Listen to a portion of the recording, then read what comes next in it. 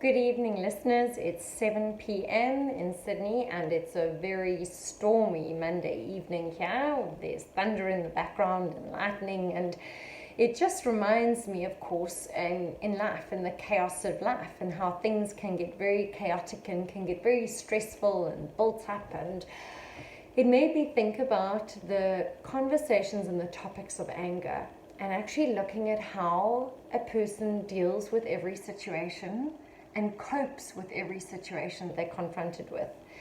And I'm wondering, if you have to reflect on the way that you deal with situations and comment on situations, what have you noticed about yourself?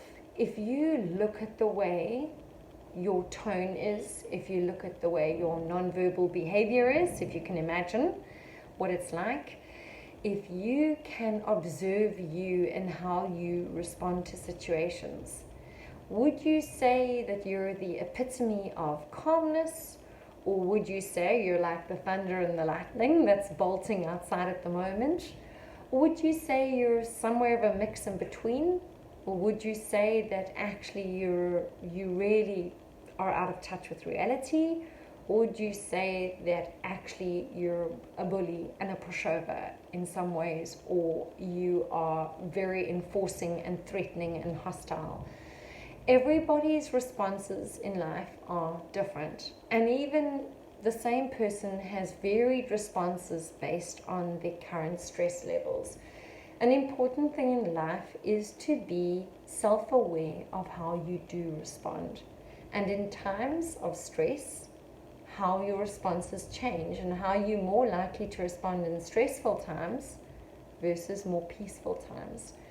I'd love to hear from you what you observe about your reactions to things. Maybe around things when children are fighting, how do you respond? When children are nagging, how do you respond? When your spouse requests something that triggers you, how do you respond? When your spouse doesn't say something that you're waiting for them to respond to?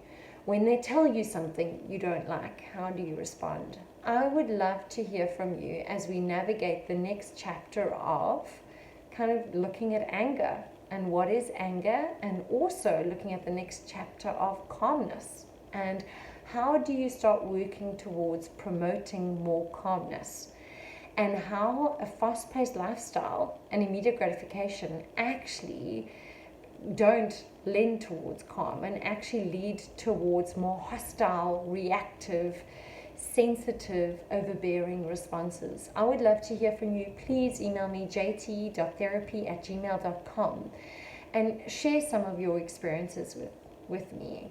And just as a parting thought, I would like to leave the word with you, that is the word tranquil. And the word tranquil, when you think about that word, I think it's such a beautiful sounding word. It just sounds calm, doesn't it? Tranquil.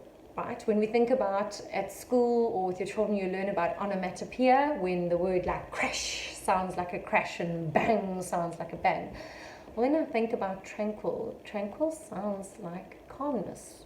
It sounds like a slowed, mindful response.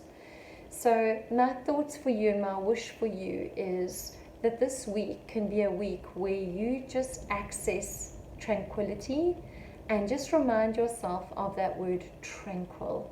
And wherever you get triggered, however you respond, you set your goal for yourself to be, my aim is for me to respond in a tranquil way. Because if I'm tranquil, I'm showing respect to myself.